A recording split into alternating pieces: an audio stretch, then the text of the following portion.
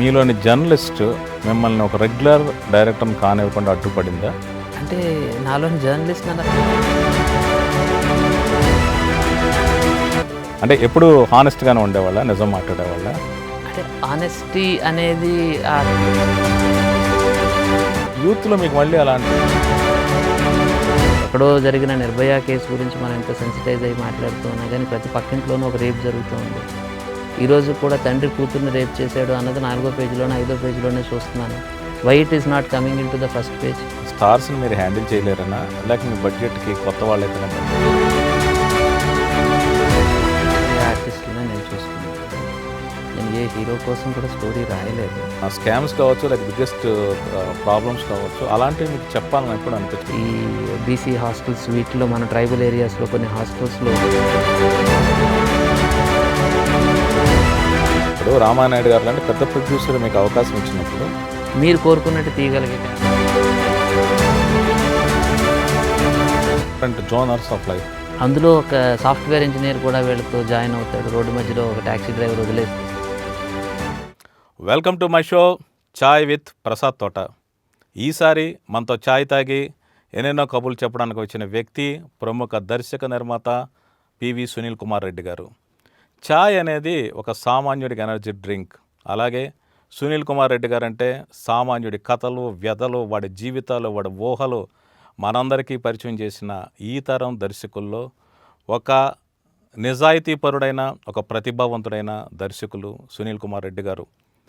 ఆయన ఇప్పుడు తన తాజా చిత్రం వలస గురించి, ఆయన సినీ జీవిత ప్రయాణం గురించి, ఆయన ఆలోచన విధానాల గురించి మనందరితో పంచుకుంటున్నారు.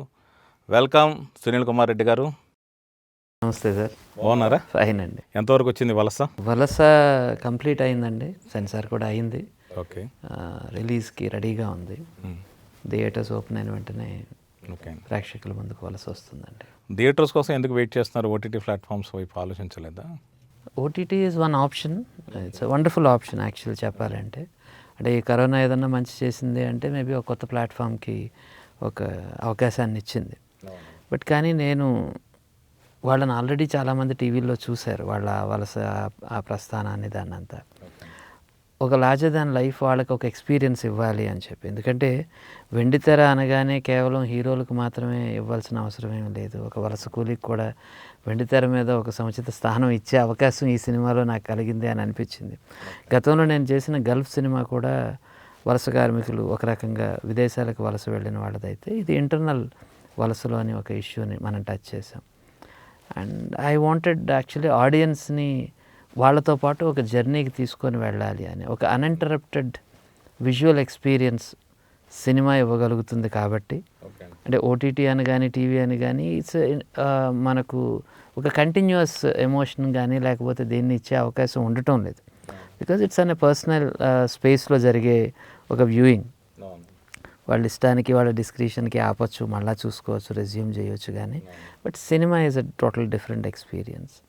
సో 100 కిలోమీటర్లు నడిచిన వలస కార్మికులతో పాటు ప్రేక్షకుడు కూడా కొంత దూరం అన్నా నడవాలి, వాళ్ళ బరువుని కొంతసేపు అన్నా వాళ్ళ నెత్తి మీదకి తీసుకోవాలి, వాళ్ళ జీవితాల గురించి పాజిటివ్గా ఆలోచించాలి అని చెప్పడం నా ఇంటెన్షన్. కాబట్టి అంటే వాళ్ళ కష్టాన్ని గ్లోరిఫై చేయడం నా ఇంటెన్షన్ కాదు, వాళ్ళ కష్టాల్లో కూడా ఆనందాన్ని వెతుక్కునే ఆ స్పిరిట్ని చూపించాలన్నది నా ఇంటెన్షన్. ఓకే. అంటే కరోనా లాక్డౌన్ టైంలో ఈ వలస కూలీలు వేల మైళ్ళు నడుచుకుంటూ వెళ్ళిపోవడం, వాళ్ళ గమ్యస్థానాన్ని చేరుకుని తాపత్రయంతో స్ట్రగుల్ అవ్వడం, ఇదే నేపథ్యం అండి? అవునండి. ఓకేనండి. అంటే ఈ కథ దాని తర్వాతే రాసుకున్నారు మీరు? Yes exactly. వాళ్ళ జీవితాల నుంచే రాసుకున్న కథ. అంటే మోస్ట్ ఆఫ్ మై స్టోరీస్ అవి నేను రాసుకున్నవి అనే కంటే కూడా వాళ్ళు ఇచ్చినవే అన్నది నా ఒపీనియన్. అంటే అంతే. నేను అంటే నేను ఏరుకోవడానికి చేసిన ప్రయత్నాలే తప్ప నేను స్వతహాగా ఆలోచించి కష్టపడి చేసిన ఏ స్టోరీ కూడా లేదండి. ఈ 4 గోడల మధ్యన ఉన్న నా మేధావితనానికి నేను పెట్టుకున్న పదునేమీ కాదు. ఒక రకంగా వాళ్ళే నన్ను ఇన్స్పైర్ చేసి, ఆ ఇన్సిడెంట్సే నన్ను ఇన్స్పైర్ చేసి దీని మీద ఒక టాపిక్ తీసుకోవాలి అని నేను అనిపించిన తర్వాత నేను చేసే రీసెర్చ్లో భాగంగా వాళ్ళు చెప్పిన ఎక్స్పీరియన్సెస్ అన్నింటినీ కూడా ఒక స్క్రీన్ ప్లేలో అమర్చుకొని ఒక స్టోరీని నేను తయారు చేయటమే.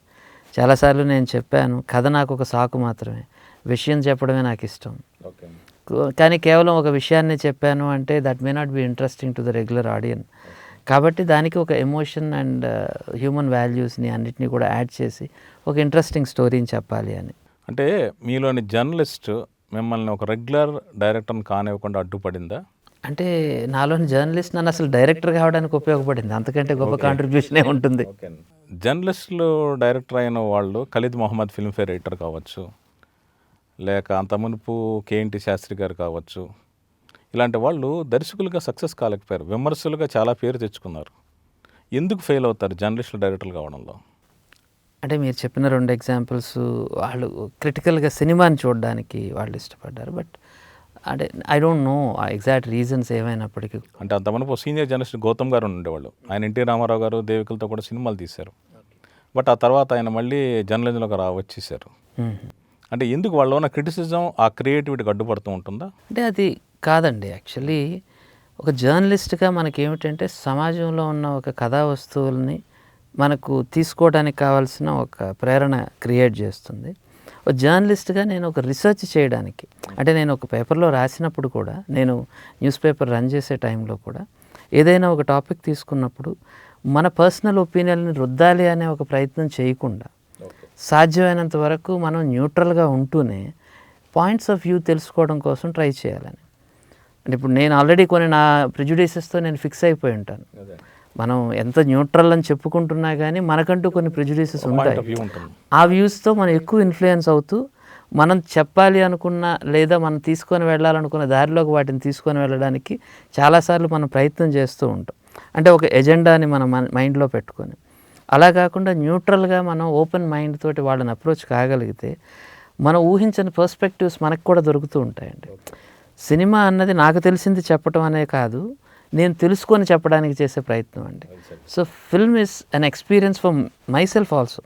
నేనేదో నాకు తెలిసింది మీకు చెప్తాను మీరు వినండి అని నేను ఏ రోజు అనలేదండి. నేను తెలుసుకునే ఒక ప్రయత్నం చేస్తున్నాను.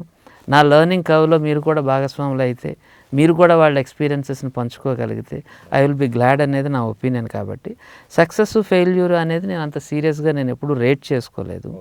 బికాజ్ నేను చేయాలనుకున్నది చేయటమే నా దృష్టిలో సక్సెస్ అండి. నా దృష్టిలో అని కాదు, ఎవరైనా కానీ వాళ్ళ లైఫ్ని వాళ్ళు అనుకున్నట్టు కండక్ట్ చేసుకోగలిగితే దాన్ని మించిన సక్సెస్ లేదండి. మీరు సినిమా తీయడంతో మీ సక్సెస్ అయినట్టుగా మీరు భావిస్తున్నారు. అంటే మీరు అనుకున్న ఒక కంటెంట్ ఏదైతే ఉందో మీరు స్క్రీన్ మీద ప్రజెంట్ చేశారు, అది జనానికి ఎక్కువ మందికి రీచ్ అవ్వాలన్నది మీ ఎండ్ టార్గెట్ కాదా, మీ గోల్ కాదా? డెఫినెట్లీ అండి, డెఫినెట్గా. ఏదైనా ఒక మాస్ మీడియంలో మనం ఉన్నప్పుడు అది మాసెస్కి రీచ్ అవ్వాలి అనేది ఒక బేసిక్ ఎఫర్ట్ ఉంటుంది. సో బట్ దాని రెజనెన్స్ ఎంతవరకు వెళ్ళింది అనేది it's a matter of understanding. ఇప్పుడు నేను ఒక జర్నలిస్ట్గా నేను కూర్చొని ఒక న్యూస్ పేపర్లో ఒక ఆర్టికల్ రాశాను అనుకోండి, దానికి ఒక రీచ్ ఉంటుంది. ఆ రీచ్కి బియాండ్ మనం వెళ్ళాలి అనే ఒక తాపత్రయం ఉంటుంది. కాబట్టి మనం వేరియస్ ఫార్మాట్స్ మనం తీసుకుంటూ ఉంటాం. Visual format is a very అంటే అరెస్టింగ్ ఫార్మాట్. కాబట్టి మనం ఒక 100 పదాలు రాసిన దానికంటే కూడా ఒక పిక్చర్ గివ్స్ బెటర్ స్టోరీ అనేది మనం తీసుకున్నప్పుడు ఆ క్యారెక్టర్స్కి ఎమోషన్ యాడ్ చేయడం వలన you can tell it more effectively. It's a tight rope walk అండి. ఐ నో ఒక 100 రూపాయలు ఇచ్చే ఆడియన్స్ తాలూకా మైండ్ సెట్ ఎలా ఉంటుంది, అతను ఏం ఎక్స్పెక్ట్ చేసి థియేటర్కి వస్తాడు, నువ్వేం చెప్పాలి అనుకుంటున్నావు అనే దాని మధ్యన ఒక బ్యాలెన్స్ డెఫినెట్గా కావాలండి. I consider it as a wonderful creative game I will be playing with. అంటే కొన్నిసార్లు నేను సక్సెస్ఫుల్ అవుతాను, కొన్నిసార్లు కింద పడిపోతూ ఉంటాను. కింద పడినప్పుడేమో నెక్స్ట్ టైం ఇంకా బెటర్గా చెప్దాం, ఎఫెక్టివ్గా చెప్దాం అనేది ఆలోచనే తప్ప, అరే నేను ఇలా చెప్పకుండా వాళ్ళకి కావాల్సిందే నేను చెప్పేద్దామని నేను ఏ రోజు అనుకోలేదండి. I was always trying to get the balance. నేను చెప్పాలనుకున్నదే చెప్పాలి, కానీ వాళ్ళకి నచ్చేటట్టు చెప్పాలి. కొన్నిసార్లు కూడా అది సక్సెస్ఫుల్ కూడా అవ్వటం వల్ల నాకేమనిపించిందంటే maybe I could get the proper balance ఆ పర్టికులర్ రోప్ వాక్లో నాకు దొరికింది. ఎక్కడైనా నేను పోయింది అంటే నేను ఫెయిల్ అయ్యాను అంటే I never blame my audience, but it is my inefficiency to convince them to watch it and to understand it. అంటే వాళ్ళు అర్థం చేసుకోకపోవటం వాళ్ళ మిస్టేక్ కాదండి. నేను టీచింగ్లో కూడా ఉన్నాను. ఒక స్టూడెంట్కి ఒక విషయం అర్థం కాలేదు అంటే స్టూడెంట్ మిస్టేక్ మాత్రమే కాదు, అది టీచర్ మిస్టేక్ కూడా అనేది నేను ఫండమెంటల్గా నమ్ముతాను. ఇఫ్ సంబడి నా సినిమా అప్రిషియేట్ చేయకపోతే I always think that maybe I was not very clear to them. నాలో ఎక్కడో ఫండమెంటల్ మిస్టేక్స్ ఉన్నాయి and I have to rectify it. అంటే మీరు జర్నలిస్ట్గా అయినా ఒక డైరెక్టర్ ప్రొడ్యూసర్గా అయినా ఒక వాస్తవాన్ని విశ్లేషిస్తూ వస్తున్నారు. అది మీ లైఫ్ ట్రావెల్ లేక మీ లైఫ్ మోటివ్. అది అసలు మిమ్మల్ని జర్నలిజంలోకి నడిపించిన అంశం ఏది? సినిమా రంగం తర్వాత వద్దాం. ముందు మీరు జర్నలిస్ట్గా ఎలా మారారు, మీ నేపథ్యం ఏంటి? అంటే ఏం లేదు సార్, మనకు తెలిసిన విషయాన్ని 10 మందికి చెప్పుకోవాలనేది ప్రతి ఒక్కరికి ఉండే ఆరాటం. చిన్నపిల్లాడు ఇంటికి వచ్చిన తర్వాత తను జరిగిందంతా మనకు చెప్పడమే జర్నలిజం. స్కూల్లో అంతే. నా దృష్టిలో journalism starts from the beginning, దాన్ని రిపోర్టింగ్ అంటాం. ఆ రిపోర్టింగే ఇంకొంచెం మనం విశ్లేషిస్తే దాన్ని జర్నలిస్ట్గా మనం టర్న్ చేసుకుంటాం. అంటే జర్నలిజంకి రిపోర్టింగ్కి కూడా కన్ఫ్యూజన్ వచ్చేసిన ఎరాలో ఉన్నాం, అది వేరే విషయం అయినప్పటికీ కూడా రిపోర్టింగ్ ఈజ్ ఆల్వేస్ హ్యాపెనింగ్ అండి. ఎంత ఎఫెక్టివ్గా వాడు స్కూల్లో జరిగిన విషయాన్ని మనకు చెప్తాడు అనేది పిల్లవాడి రిపోర్టింగ్ మీద ఆధారపడి ఉంటుంది. సో కాబట్టి I consider my self as a journalist and anybody as a journalist. వాళ్ళకి ఆ ఫార్మాట్ తెలిసి ఉండకపోయి ఉండొచ్చు, లేదా ఆ టెక్నికాలిటీస్ ఆఫ్ జర్నలిజం వాళ్ళకి తెలియకపోయి ఉండొచ్చేమో, కానీ నా దృష్టిలో ప్రతి పిల్లాడి దగ్గర నుంచి అందరూ జర్నలిస్టులే, ప్రతి ఆడియన్ కూడా డైరెక్టరేనండి. అయితే చిన్నతనం నుంచి వాళ్ళు నిజాలు చెప్తాను గ్యారెంటీ ఏంటి? నిజం చెప్పాలి. స్కూల్లో టీచర్ కొట్టుండొచ్చు, కానీ టీచర్ పక్కనోడు అల్లరి చేసి నన్ను కొట్టాడని అని అబద్ధం చెప్పుండొచ్చు. అప్పటి నుంచి చిన్న మసాలా చల్లడం మొదలుపెట్టుండొచ్చు వాడు జర్నలిజం రిపోర్టింగ్ మీద. సో అలాంటప్పుడు మీ చైల్డ్హుడ్ ఎలా గడిచింది? మీరు ఎలా ఏం చెప్తుండేవాళ్ళు? అంటే ఎప్పుడు హానెస్ట్గానే ఉండేవాళ్ళ, నిజం మాట్లాడేవాళ్ళ?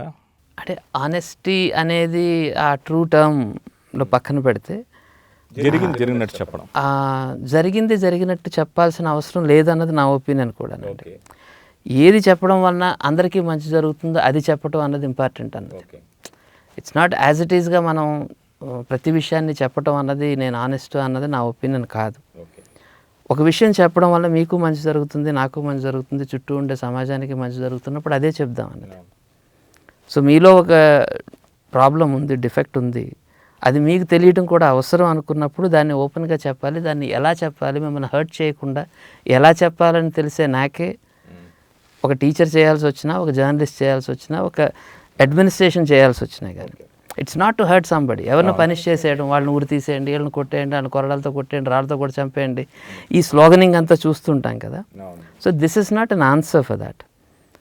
ఇది ఒక రకమైన ఆ టైంకి వచ్చిన ఒక ఎమోషనల్ అవుట్బర్స్టే తప్ప మీరు ఒక ప్రాపర్ మైండ్ తోటి మనం ఆలోచించాము అంటే, so we have to do certain ఒక డెలివర్ జస్టిస్ ఆర్ డెలివర్ ఏదైనా కానీ, ఒక న్యూస్ కానీ దేన్నైనా అందరికీ పలాటబుల్గా ఉంటూనే అది రేషనల్గా ఉండాలి, ఎవరికి లాంగ్ టర్మ్ హర్ట్ చేసేటట్టు ఉండకూడదు, సమాజం నష్టపోకూడదు ఈ ట్రాన్సాక్షన్లో అనేది ఒపీనియన్. చిన్న చిన్న white lies and all these things are accepted అండి. We should enjoy that. అంటే in the brutal sense of honesty also sometimes kills the beauty of life. So అందరం కూడా ఇంపర్ఫెక్ట్ అనండి. So imperfection is life. Respect somebody's imperfectness also. మనం అనుకుంటున్న so called పర్ఫెక్ట్గా మీరు లేరు అని చెప్పి మిమ్మల్ని నేను వెతకాలంటే మీలో తప్పులు కనపడతాయి, నన్ను వెతికితే నాలో తప్పులు కనపడతాయి. నాలో ఉండే చిన్న చిన్న తప్పులే నా పర్సనాలిటీ, నా character. If you appreciate that. మనిషిని డివేట్ చేసేది అవే. అసలు మీ థాట్ ప్రాసెస్ ఎప్పుడు ఎలా స్టార్ట్ అయింది ఇదంతా? అంటే చిన్నతనంలో బుక్స్ బాగా చదివేవాళ్ళ, లేక మీ ఫ్యామిలీ బ్యాక్గ్రౌండ్ వల్ల? అంటే లక్కీ దట్ మా ఫాదర్ ఎడ్యుకేషన్ డిపార్ట్మెంట్లో ఉండడం అవునేమండి, లేకపోతే మా తాతగారు స్పిరిచువల్ ప్రాసెస్లో ఉన్నప్పటికీ ఏదైనా కానీ I was allowed to see life the way I wanted to see అండి.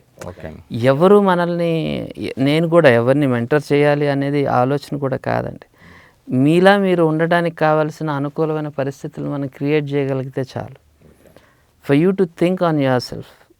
మీ మిస్టేక్స్ మీరే చేయండి, నేర్చుకోండి, తప్పేం లేదు. అండ్ ఒకరు చేస్తున్న మిస్టేక్స్ని అప్రిషియేట్ చేయగలిగి మళ్ళీ వాళ్ళు ఫాల్టర్ అవుతుంటే వాళ్ళని లేచి నిలబెట్టగలిగే ఒక చెయ్య, ఇవన్నీ ఉంటే like I was fortunate, I got that kind of a childhood. I was never force to study, నువ్వు చదవాలి, ర్యాంకులు తెచ్చుకోవాలి అనే ఫోర్స్ నాకు ఎప్పుడూ లేకుండా ఉండింది. I was allowed to enjoy my education. ఎంతవరకు చదువుకున్నారు? ఐ డిడ్ మై ఇంజనీరింగ్ అండి. అంటే మీకు సినిమాల మీద ఇంట్రెస్ట్ చిన్నప్పటి నుంచి ఉండేదా, లేక జర్నలిజం నుంచి మీరు సినిమాల వైపు డైవర్ట్ అయ్యారా? లేదండి, నాకు సినిమా, జర్నలిజం, పత్రిక ఇవేమీ నాకు తెలియదు. నాకు వాట్ ఐ వాంటెడ్ టు, నాకు తెలిసింది 10 మందికి చెప్పాలి. ఓకే, నేను చెప్పాను, ఆ చిన్నపిల్లాడు వచ్చి ఏం చేస్తాడో అదే నా మైండ్ సెట్ కూడా. I wanted to entertain 10 people around me, or rather influence 10 people around me. And నన్ను ఏదన్నా బాగా హాంట్ చేస్తే ఆ విషయం చెప్పుకోవాలనుకుంటాను. Basically we are all storytellers. ఆ స్టోరీ టెల్లింగ్లో మనం రకరకాల మీడియమ్స్ చూస్ చేసుకుంటాం. కొంతమంది ఓన్లీ వర్బల్తో ఆగిపోతారు. కొంతమంది విజయవాడలో, రాజమండ్రిలో నేను చూసేవాడిని రంభావరసి థియేటర్, ఆ దగ్గర ఆ గోడ మీద కూర్చొని వాళ్ళు చెప్పే కథ, వాళ్ళు ఇచ్చే నేరేషన్, ఏంటి ఆటో దీంట్లో పనిచేసేవాళ్ళు కానీ లేకపోతే ఆటోమొబైల్ ఇండస్ట్రీలో పనిచేసేవాళ్ళు, వాళ్ళు మాట్లాడుకుంటున్న మాటలు, వాళ్ళ లైఫ్, వాళ్ళ ద వే దే ఒక స్టోరీని వాళ్ళు అర్థం చేసుకొని ఇంకొకరికి ఎక్స్ప్లెయిన్ చేసే విధానంలో I see that so many story tellers are around us. వాళ్ళ ఆ ఫార్మాట్ని ప్రాపర్గా యూటిలైజ్ చేసుకోలేకపోయారు. వాళ్ళే పాడ్కాస్ట్లు చేస్తూ ఉంటే, వాళ్ళే ఇవన్నీ చేయగలుగుతూ ఉంటే మేబీ గొప్ప గొప్ప అనలిస్టుల వాళ్ళ నుంచి బయటకు వచ్చేవాళ్ళేమో. But they have not taken their skills so seriously. కాబట్టే వాళ్ళు కేవలం ఆడియన్స్గా మాత్రమే మిగిలిన్నారు. కానీ if given a chance they can be far better directors than me or anybody for that matter. అంటే ఇప్పుడు మీకు తెలిసిన విషయాన్ని మీరు చెప్తుంటారు, మీడియం ఏదైనా కానివ్వండి. బట్ అలా చెప్పేటప్పుడు మనకంటూ పెర్సెప్షన్ దృక్పథం అంటూ ఉంటుంది, మన జీవితాన్ని చూసేది. అంటే కొంతమందికి పేదవాళ్ళ జీవితాలు చూస్తే మనసు చెల్లించవచ్చు, అర్థం కావచ్చు, లేక వాళ్ళ తప్పులు కనపడవచ్చు, లేక మీరు ఇంట్లో నేర్చుకుని మీ తాతగారు స్పిరిచువల్ ఫిలాసఫర్ అన్నారు, లేక మీ ఫాదర్ ఎడ్యుకేషన్ డిపార్ట్మెంట్లో ఉన్నారు. ఆ స్పిరిచువల్ తాలూకు ఐడియాలజీనో లేక ఎడ్యుకేషన్తో వచ్చిన ఒక మెచ్యూరిటీ వల్లనో మీరు జీవితాన్ని జడ్జ్ చేయడం ప్రారంభించారా, లేక వాళ్ళ కష్టాలుగా అర్థం చేసుకోవడం ప్రారంభించారా, లేక కష్టానికి మూలాలు వెతకడం ప్రారంభించారా? అంటే ఈ కష్టం సుఖం అనే ఈ డిమార్కేషన్ సోకాల్డ్ లైన్స్ ఏవైతే ఉన్నాయో ఇవి చాలా బ్లర్డ్ లైన్స్ అన్నది నా ఒపీనియన్ అండి. Okay, I have seen far more happy people, so called మనం అనుకుంటున్న కష్టాల్లో ఉంటున్నారు, ఇబ్బందుల్లో ఉంటున్నారు అనుకుంటున్న వాళ్ళలో చూసిన హ్యాపీనెస్, ఈ సోకాల్డ్ కంఫర్ట్ జోన్లో ఉన్నారు, అన్నీ సమకూరున్నాయి అనుకున్న వాళ్ళు పడుతున్న బాధలతో కంపేర్ చేస్తే హూ ఈజ్ లక్కీ అంటే who is more happy, who is happier and unhappy. ఇవే రెండు ఆస్పెక్ట్స్ తప్ప నా దృష్టిలో కష్టం సుఖం అంటే సపరేట్గా ఏమీ లేవు అన్నది. అంటే వాళ్ళతో నడవడం నేర్చుకోవటం అన్నది, ఈ సబ్జెక్టివ్ అనాలిసిస్ అన్నది మనం చేయగలిగితే you get a different perspective అని. మనం ఒక పెడస్ట్రైన్ మీద నిలబడి మనం నా స్టాండర్డ్ తోటో లేకపోతే నా మైండ్ సెట్తో ప్రపంచాన్ని కొలవాలి అనే ఒక ఆలోచనతో ఎప్పుడు వెళ్తామో you become more judgemental. So I don't want to be judgemental. Even as ఒక జర్నలిస్ట్గా కూడా నాకు జడ్జిమెంటల్ అవ్వడం ఇష్టం లేదు. యాజ్ అ ఫిల్మ్ మేకర్గా కూడా I never wanted to be judge కాదు, మీరు స్పెక్టేటర్, ఒక రిపోర్టర్. మీ నేటివ్ ప్లేస్ వైజాగ్ కదండి? నేటివ్ ఇస్ నెల్లూరు అండి. నెల్లూరా? యా, సొంత ఊరు నెల్లూరు, కానీ నా కర్మభూమి అంటాక దాంట్లో ఉత్తరాంధ్ర అండి. నేను చదువుకున్నది, నేను నా పని చేసినది, నాకు మ్యాగజైన్ రన్ చేసింది వైజాగ్లో చేశాను. సో మీరు లిటరేచర్ బాగా చదువుతుండేవాళ్ళ? పుస్తకాలు, కథలు, నవలలు అలాంటివి? నేను ఇంటర్మీడియట్ వరకు చదివేవాడిని అండి. ఆల్మోస్ట్ ఇంటర్మీడియట్ తర్వాత ఐ స్టాప్డ్ రీడింగ్ మచ్. అంటే కొంచెం ఎక్కువ చదవడం మానేశాను, తగ్గించడం మొదలుపెట్టాను. దానికి రీజన్ ఏమిటి అంటే I use to feel so inadequate. అంటే నాకు ఏమీ తెలియదు అన్న విషయం ప్రతిరోజు తెలుస్తూ ఉండేది చదువుతూ ఉండటం వల్ల. నేను ఏదైనా ఒక గొప్ప ఆలోచన నా మనసులోకి వచ్చింది అనే ఒక ఫీలింగ్తో నేను ఉన్న టైంలో ఇది లేదు, ఇది చాలా సంవత్సరాల క్రితం ఎంతో మహామంది మేధావులు ఇవన్నీ చెప్పేశారు అని తెలిసేసరికి అంటే నాలో వ్యాక్యూమ్ నన్ను హర్ట్ చేయడం మొదలుపెట్టింది. మేబీ ఇవన్నీ చదవటం వలన నేను కొత్తగా ఏమన్నా ఆలోచించిన ప్రతిసారి కూడా నేను ఇన్ఎఫిషియెంట్ అన్న ఫీలింగ్ నాకు వస్తుంది అని దాంతో కొంచెం దూరం పెట్టాను. Then I realized okay after some time మళ్ళీ దెన్ అగైన్ నేను చదవటం మొదలుపెట్టాను. ఒక గ్యాప్ ఆఫ్ లల్ పీరియడ్లో నేను చదవటం మానేశాను ఈ ఇన్ఫీరియారిటీ వలన. ఏంటి నేను అనుకుంటున్న ప్రతి ఆలోచన ఇంతకుముందు గొప్పగా ఎవరో ఇంకా గొప్పగా చెప్పున్నారు. సో అంటే మనలో ఒరిజినాలిటీ లేదా అనే ఒక ఫీలింగ్. మేబీ మనం ఇవన్నీ చదువుతూనే ఉన్నాము అంటే మన ఒరిజినల్ ఇన్ఫ్లుయెన్స్ తోటి మనం ఏం కొత్తగా ఆలోచించలేమా అనే ఒక చిన్న వ్యాక్యూమ్. సో దట్ యాక్చువల్లీ నా తొలి స్టేజెస్లో నేను రైటింగ్ స్టార్ట్ చేసిన టైం అది. సో నేను 8th ఆ క్లాస్ నుంచి నేను రాయడం మొదలుపెట్టినా కానీ ఇంటర్మీడియట్కి వచ్చేసరికి I thought my self to be ఒక రైటర్ నా దృష్టిలో. బట్ నన్ ఆఫ్ నావేవి పబ్లిష్ అయ్యేవి కావు. నేను పంపించిన ప్రతి కథ వెనక్కి వచ్చేసేది. సో నాకు ఆంధ్రపత్రిక వాళ్ళు సునీల్ కుమార్ రెడ్డి గారికి మీ కథని వెనక్కి పంపించడానికి చింతిస్తున్నామని కార్డు వస్తేనే పొంగిపోయేవాడిని. సంబడి నన్ను నా పేరుతో మెన్షన్ చేసి మీ కథని రిజెక్ట్ చేస్తున్నామని చెప్పారు. They are considering me as a writer. Okay, popular magazine నుంచి వచ్చింది. అండ్ వాళ్ళు మీ కథ ప్రచురించలేకపోతున్నందుకు చింతిస్తున్నాము అన్నారు అంటే ఓకే, అంటే ఆ రెస్పెక్ట్కే నేను పొంగిపోయేవాడిని. దెన్ ఆ తర్వాత అనిపించింది ఓకే మనం పంపించిన కథ రిటర్న్ రాకూడదు అంటే ఒకటే ఒక మార్గం ఉందని అనిపించింది. రాయకూడదన్నా ఏంటి, నేనే పబ్లిష్ చేసుకోవాలి అని. సో దెన్ ఎందుకంటే ఎవరు నన్ను రిజెక్ట్ చేయరు కాబట్టి ఆ ఫీలింగ్ తోటే నేను మ్యాగజైన్ కూడా రన్ చేసుకున్నాను. అంటే మీరు కథలో నవలైనా రాశారండి లేక just only use to right stories for the magazines. So నేను రన్ చేసిన మ్యాగజైన్స్కి మాత్రమే రాసుకునేవాడిని. బయట మ్యాగజైన్స్లో నా స్టోరీస్ పబ్లిష్ ఏం కాలేదు. బట్ నేను కోకిల అనే ఒక మంత్లీ మ్యాగజైన్ రన్ చేశాను. సో అందులో నేను నా స్టోరీస్ రాశాను. ఎంతకాలం వచ్చింది sir magazine? So almost 6 years. నేను ఇండస్ట్రీకి రాకముందు ఏ పీరియడ్ నుంచి ఏ పీరియడ్ వరకు? 95 to 2000, 94, 2000. నేను ఢిల్లీలో ఒక 4.5 years ఉన్నాను సివిల్ సర్వీసెస్ ప్రిపరేషన్ కోసం. అక్కడ నేను ఒక ఇంగ్లీష్ మ్యాగజైన్ రన్ చేశాను, పీనట్స్ ఫర్ ఫన్ సేక్ అని. ఓ 2 years I was into that. And నేను ఒక కాలమిస్ట్గా కూడా కొన్ని మ్యాగజైన్స్కి రాసేవాడిని. అంటే మీరు సివిల్ సర్వీస్ ప్రిపేర్ అవుతాం మ్యాగజైన్ ఎందుకు రన్ చేశారు? మీరు ఫోకస్ డైవర్ట్ అవ్వలేదా?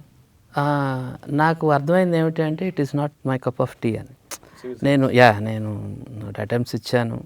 I could clear my prelims but not in the mains. I could not crack it. Okay.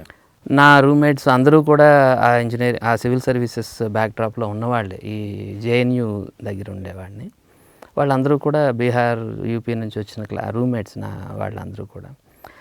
వాళ్ళు ఎక్స్పెక్ట్ చేసినంత సీరియస్ స్టడీ 18 to 20 years నువ్వు డెడికేటెడ్గా చదవాలి అని చెప్పేది ఇది నేను బహుశా చేయలేనేమో అని. ఇంత కష్టపడి సంపాదించేది బహుశా నాకు అక్కర్లేదేమో అనిపించింది. బికాజ్ నేను డెఫినెట్గా ఒక సినిమా చూడాలి ప్రతిరోజు. నా లైఫ్ నేను ఎంజాయ్ చేయాలి. నా స్పేసు, నా లైఫ్ వేటిని ఎంజాయ్ చేయకుండా ఏదో ఒక దానికోసం చదివి మార్కులు తెచ్చుకొని ఆ తర్వాత ర్యాంకర్ని అవ్వడం పెద్ద గొప్ప విషయం కాదేమో. Maybe I'm not fit to be that. So మనం ఏదన్నా ఒక పని చేయాలి అనుకుంటున్నప్పుడు మనం అందుకు సరిపోము అని అర్థం చేసుకున్న తర్వాత దాన్ని వదిలేసుకోవడానికి కూడా ప్రిపేర్ అవ్వగలగటం కూడా ఒక ప్రూడెన్స్ ఏమో అని అనిపించింది నాకు. Then I thought okay, why not write articles for civil services మ్యాగజైన్స్కి. Spectrum issues and events and Chronicle ఇవన్నీ ఉండేవండి మ్యాగజైన్స్. వాటికి నేను కాలమిస్ట్గా రాసేవాడిని.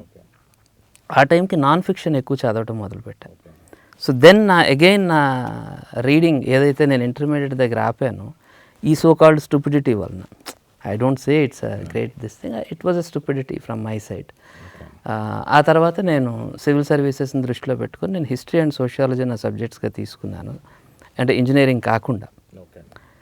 సో కాబట్టి ఆ హిస్టరీ గురించి కానీ సోషియాలజీ గురించి కానీ నేను కొత్త కొత్త విషయాలు తెలుసుకునే అవకాశం దొరికింది. So that broadened my mindset ఓవరాల్గా. ఓకే, ప్రతి ఒక్కళ్ళకి కూడా వాళ్ళ కంట్రీ హిస్టరీ కానీ ఒక ప్రపంచ వరల్డ్ హిస్టరీ కానీ తెలియాల్సిన అవసరం ఉంది అని. ఇంజనీరింగ్ చేసుకుంటూ ఓకే నాకు సైన్స్ ఇదని అనుకున్నప్పటికీ కూడా though I started reading ancient India ఇవన్నీ కూడా చదవటం వలన I understood the potential of my country. నేను ఇక్కడున్న కంట్రీకి ఉన్న రూట్స్ ఇవన్నీ తెలిసిన తర్వాత, అలాగే సోషియాలజీలో ఇండియన్ సిస్టంలో ఉండే ఇన్హెరెంట్ ఇష్యూస్ ఏమేమైతే ఉన్నాయి సోషలాజికల్ పర్స్పెక్టివ్లో ఇవన్నీ కూడా నాకు తెలుసుకునే అవకాశం ఉంది. That helped me as a director and as a journalist also. అంటే నేను ఓన్లీ టెక్నికల్ బ్యాక్గ్రౌండ్ తోటే మిగిలిపోయి ఉంటే నా థాట్ ప్రాసెస్ ఒకలా ఉండేదేమో. When I got a different tools to understand the society. సో ఇప్పుడు ఒక ఇండస్ట్రీకి రావడం వలన I can use the technology also, because నాకు ఆ ఇంజనీరింగ్ బ్యాక్గ్రౌండ్ ఉండటం వలన అంటే ఒక టెక్నికల్ వేలో ఒక స్టోరీ టెల్లింగ్, అంటే హ్యూమన్ వాల్యూస్, హ్యుమానిటీస్ వీటన్నిటికి సంబంధించి కూడా నేను చదివి ఉన్నాను. I understood this and how to use technology to convey my story. So ఈ రెండు బ్లెండ్ నాకు దొరికిందేమో అని అనిపించిందండి. అండ్ ఆ రైటింగ్లో నేను ఢిల్లీలో ఉన్నాను. తర్వాత then I came back to Visakhapatnam to start a magazine. ఆ మ్యాగజైనే ఈ కోకిల. నేను చిన్నప్పుడు ఏవైతే 7వ తరగతిలో నా కథలు రిటర్న్ వచ్చినా ఇంకా పరిస్థితి రాకూడదు అనుకుంటే I wanted to start my own magazine. Raghavi's Kokila అనే ఒక మ్యాగజైన్ రన్ చేశాను. Then I started a publication also, newspaper, daily newspaper, city roundup అనే న్యూస్ పేపర్ రన్ చేశాను. సో అదొక 3 years రన్ చేశాను. సైమల్టేనియస్గా ఈ magazine and newspaper run చేశాను. ఆ రెండు మీకు వెంచర్లో మీకు వర్కౌట్ అయ్యాయా ఫైనాన్షియల్గా? Very much so. ఓకే. ఈ రోజుకి కూడా అంటే ఆఫ్టర్ నేను ఆపేసి 20 years అవుతున్నా కానీ still some people recognize me in Visakhapatnam as a journalist. Okay. ఆ సిటీ రౌండప్ పేపర్ చాలా బాగుండేదండి అని చెప్పటం. అంటే ఒక మ్యాగజైన్ దట్టు ఒక evening daily after 20 years still being in somebody's mind, డెఫినెట్గా దాని ఇన్ఫ్లుయెన్స్ దానికి ఉండింది. I was very happy for that and I'm still happy. Civil సర్వీస్కి వెళ్ళాలన్న కోరిక మీదా మీ ఇంట్లో వాళ్ళదా? సో ఒక రకంగా ప్రపోజల్ నాదే, because I wanted to get away from ఈ జాబ్ వీటిల్లో. Because I was a fresh engineer, came out and naturally ఆ టైంకి స్టీల్ ప్లాంట్ ఓపెనింగ్ అవుతుంది, జాబ్స్ విపరీతంగా అబెండెన్స్లో ఉన్నాయి. And there is a force from the family side that you need to join in something. My mother is more interested in that. My father, he wanted me to be what I am, like, you know. So నేను చెప్పాను, లేదు నేను I wanted to join a better job, civil servant అయిపోతాను నేను. ఒకవేళ job అంటూ చేస్తే అలాంటివి చేస్తాను, లేకపోతే నేను ఇంకొకటి చేయను అనేది చెప్పాను. Though I told my father, if at all I could clear this civil services also, I will not stay with that for more than year or so. Because నాకు ఈ mind of being in a frame I don't like, because I want to enjoy this life. This is one time opportunity to live, okay అండి. So let me live my life completely. అని దానికి he was very much on my side and said okay fine, go experiment your life. అంటే మీ career, మీ లైఫ్లో మీ family ఏమాత్రం మిమ్మల్ని No, never. The only thing my mother requested is that నేను ఒక ఇంజనీర్ని కావాలి అన్నది ఒకటే. మీరు ఫుల్ఫిల్ చేశారు. Yeah I just gave it to my mother and I told that ఇక్కడ నుంచి ఈ రోజు నుంచి I'm not engineer, I'm not using this okay అన్నది నేను చెప్పాను. ఓకే అండి. సో మీరు ఎంతమంది బ్రదర్స్ సిస్టర్స్? నాకు సిస్టర్ అండి, she is in Bengaluru, okay. So happily married with a son. మీరు జర్నలిస్ట్గా ఉన్నప్పుడే మ్యారేజ్ చేసుకున్నారా లేక? యా నేను జర్నలిస్ట్గా ఉన్నప్పుడే మ్యారేజ్ చేసుకున్నానండి. మ్యాగజైన్ జర్నలిజం వదిలేసి ఎందుకు సినిమా రంగం వైపు వచ్చారు? అంటే నా లార్జర్ ఆడియన్స్ తోటి కనెక్ట్ అవ్వాలి అని అనిపించిందండి. అంటే ఇట్స్ మ్యాటర్ ఆఫ్ ఎక్స్పాన్షన్. మన రిలవెన్స్ని మనం పెంచుకోవడమే జీవితం, ఇంకేం లేదు. You know ultimately there is nothing, it's just a similar climax to everybody. మనం ఎంత కష్టపడినా ఫైనల్ అదే, ఏమీ చేయకపోయినా ఫైనల్ అదే, కోటీశ్వరుడైనా ఫైనల్ అదే. I know this. So let us have more relevance. మనం ఇక్కడికి రావడానికి ఒక రిలవెన్స్ వెతుక్కునే ప్రయత్నమే తప్ప అంతకంటే ఎక్కువ ఇదేం కాదండి. So I wanted to reach out to more people. ఇదే విషయాన్ని నేను ఇంకొంచెం కన్విక్షన్తో ఇంకొంచెం ఫిక్షన్ యాడ్ చేసి చెప్తే, ఫిక్షనల్ క్యారెక్టర్స్ని చెప్తే it will have more place అనో, ఎక్కువ లాంగివిటీ అది ఉంటుంది అనేది ఆ ఫీలింగ్లో నేను సినిమాకి రావాలని అనుకున్నానండి. అంటే మీరు రోజు సినిమా చూసేవాళ్ళు అన్నారు కదా, అంటే ఏదో ఒక సినిమా చూసేయడమైనా పర్టికులర్ మీకు ఒక టేస్ట్ సెలెక్షన్ ఉండేదా? అదేం లేదండి, ఐఎమ్ లైక్ విడ్ కన్జ్యూమర్, జస్ట్ అంతే. సినిమా అంటే ఫర్ మీ ఎనీబడి, ఎవరు ఏ సినిమా చేసినా కానీ I'm a fan of him. Like you know he has done something to entertain lakhs of people. Our intention is to entertain crores of people. ఆ ఇంటెన్షన్కే నేను salute చేస్తాను. You are telling a magic. సినిమా for me is a magic అండి, an underrated magic. So మనకు ఎవిడెన్స్లో దొరికేసరికి మనం దాని మీద రెస్పెక్ట్ పోగొట్టేసుకున్నాం. ఏముందిలే సినిమా అంటే సినిమాయే కదా అనుకుంటాం. బట్ ఏమీ లేని ఒక గోడ మీద మనల్ని ఏవో ఎమోషన్స్ ఏడిపించేయగలుగుతున్నాయి అంటే even in this adulthood, that's really great magic happening before our eyes. So ఆ మ్యాజిక్లో ఒక పార్ట్ అవ్వటం అనేది it's a great thing. Like అంటే మొదటి సినిమా ఎలాంటి తీద్దామని మీరు ఏదో అనుకున్నారా, లేక యాక్సిడెంట్గా జరిగింది? ఒక రకంగా యాక్సిడెంటల్ ఇదేనండి. నేను మామూలుగా ఒక సినిమా డ్రీమ్స్ అని ఒక ప్రాజెక్ట్ అని అనుకున్నాను. సో బట్ ఆల్రెడీ ఆ డ్రీమ్స్ అనే ప్రాజెక్ట్ తోటి బాలాజీ గారు as a director he made that film. రీసెంట్గా నయీం డైరీస్ అనే ఫిల్మ్ కూడా తీశారు. సో అతను ఆ ఫిల్మ్ చేస్తున్నారు. సేమ్ టైటిల్ ఇంకొకరు పెట్టారు, let us drop and let us do some other film అని నేను అనుకున్నాను. ఆ టైంలో నేను వైజాగ్లో ఆర్టీసీ బస్, సిటీ బస్ ఎక్కినప్పుడు ఎంవిపి కాలనీలో ఒక 20 మంది పిల్లలు, డెఫ్ అండ్ మ్యూట్ ఇన్స్టిట్యూట్ ఉంది అక్కడ, వాళ్ళ బస్సులోకి ఎక్కడం జరిగింది. 20 మంది పిల్లలు, మాటలు వచ్చిన ఒక 10 మంది, బస్ అంతా సైలెంట్గా ఉంది. ఈ 20 మంది మాట్లాడుకుంటున్నారు, ఈ మాటలు వచ్చినోడు ఎవడో మాట్లాడట్లేదు. సో కమ్యూనికేషన్కి లాంగ్వేజ్ కాదు. సో సైలెంట్గా ఉన్న బస్సులో జరుగుతున్న కమ్యూనికేషను, మాటలన్నీ వచ్చి మాట్లాడుకొని ఎవరి బాధలు వాళ్ళు, ఆ మోగతనంతో ఉన్నవాళ్ళు, మాట రాకపోయినా కానీ సైగలతో నవ్వుకుంటూ జీవితాన్ని ఎంజాయ్ చేస్తున్న వాళ్ళని చూసిన తర్వాత నాకు ఆ బస్సు దిగింది. ఆల్మోస్ట్ 15 minutes జర్నీ అంతే, సిటీ బస్ అది. I decided okay I'm making a film named silence please. ఒక deaf and mute boy and girl మధ్య జరిగే ఒక beautiful love story. Love has no language, దీనికి భాష అక్కర్లేదు అని చెప్పింది. It was a silent film, టోటల్గా 0 dialogues అండి ఆ ఫిల్మ్లో. ఆ ఫిల్మ్ నేను చేయటం జరిగింది. My only goal that day was to show the film to those kids. So నా అల్టిమేట్ గోల్ అదే. నేను హైదరాబాద్ వచ్చిన తర్వాత నా ఫ్రెండ్కి చెప్పాను, ఓకే నేను మేకింగ్ దిస్ ఫిల్మ్, ఆ పిల్లలకు ఫ్రీగా చూపించాలి ఆ cinema. They inspired me to make this film and that was my first film. They did the film and వాళ్ళందరినీ కూడా, ఆ స్కూల్ వాళ్ళందరికీ కూడా బస్ వేసి మరీ చూపించాను. I could release it only in 1 single theatre అండి. విశాఖపట్నంలో నేనే ఓన్గా థియేటర్ మాట్లాడుకున్నాను, గీత్ అనే థియేటర్లో, అక్కడ రిలీజ్ చేశాను. So that was my first experience as a. Vijaya Babu Naidu గారు వైజాగ్లో ఒక సినిమాని కేవలం వైజాగ్లో మాత్రం రిలీజ్ చేశారు. వైజాగ్లో టాక్ బాగా వస్తే మిగిలిన స్టేట్ అంతా రిలీజ్ చేద్దాం అనుకున్నారు. వైజాగ్లో డిజాస్టర్ రావడం టాక్ అంతా సినిమా ఆపేశారు ఆయన. ఓకే. సో ఆ తర్వాత అలాంటి ఎక్స్పెరిమెంట్ చేసింది మీరే.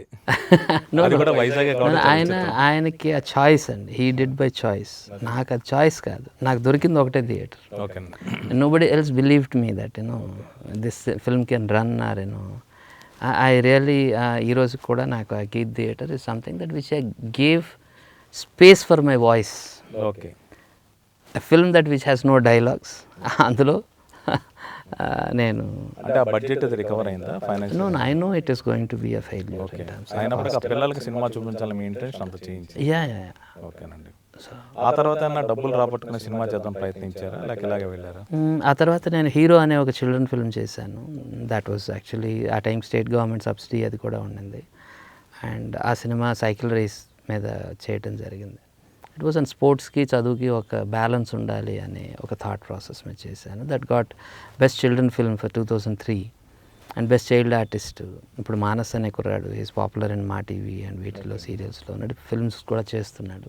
He got best child artist award. Best డైరెక్టర్గా నేను ఆ చిల్డ్రన్ ఫిల్మ్కి అవార్డు కూడా తీసుకున్నాను. That was my second film అండి. So that did well. అది నేను 10 థియేటర్లో రిలీజ్ చేశాను. So first time housefull board పెట్టగలిగే అవకాశం నాకు ఆ సినిమా ఇచ్చింది, హీరో అనే చిల్డ్రన్ ఫిల్మ్ అంటే. సో ఆ తర్వాత నన్ను చాలామంది చిల్డ్రన్ ఫిల్మ్ మేకర్గానే కన్సిడర్ చేసేవాడు. సైలెన్స్ ప్లీజ్ నన్ను ఈ November 14th గెస్ట్గా చాలా అంతర్జాతీయ బాలల చలనచిత్ర వాటికి, and I was even jury member also for one of the international film festival. Yeah. దీన్ని నేను జ్యూరీగా ఉన్నప్పుడు కూడా మంచి ఫిల్మ్స్ వచ్చాయి. నేను యానిమేషన్ డివిజన్కి జ్యూరీలో ఉన్నాను. తర్వాత 2005 అనేది ఇంకోటి చిల్డ్రన్ బేస్డ్ కాన్సెప్ట్ మీద ఇంకొక ఫిల్మ్ చేయడం జరిగింది. That also went to Cairo international film festival including chance and ఇవి. So that was my first phase of film making అండి. అంటే 1981 వరకు కూడా తెలుగు సినిమాలో ఎంత పెద్ద కమర్షియల్ సినిమాలు వచ్చినా, ఫ్యామిలీ డ్రామాలు వచ్చినా, లేక స్టూపిడ్ కామెడీలు వచ్చినా ప్యారలల్గా ఒక ఆర్ట్ ఫిల్మ్ అంటూ వచ్చి ఉండేవి. అంటే మృణాల్ సేన్ గారు వచ్చి తెలుగులో తీశారు, శామ్ బెనగల్ గారు వచ్చి తెలుగులో తీశారు. ఆ తర్వాత 81 నుంచి కమర్షియల్ సినిమా పూర్తిగా డామినేట్ చేసింది. మధ్య మధ్యలో బి నరసింహ గారు ఎక్స్పెరిమెంట్ చేయడం తప్పితే మళ్ళీ మీరు సొంత ఊరు, గంగపుత్రులు, ఇలాంటి గల్ఫ్, ఇలాంటి కంటెంట్తో మీరు వచ్చారు. అంటే ఆర్ట్ ఫిల్మ్స్ అనే జోనర్ తెలుగు సినిమా మర్చిపోయిన దశలో మీరు అలాంటి కథలు చేయడం రిస్క్ కానీ మీరు ఎప్పుడు అనుకోలేదా? అంటే నా దృష్టిలో ఆర్ట్ ఫిల్మ్ రిస్క్ అనే లేదండి, నా దృష్టిలో ఫిల్మే రిస్క్ అండి.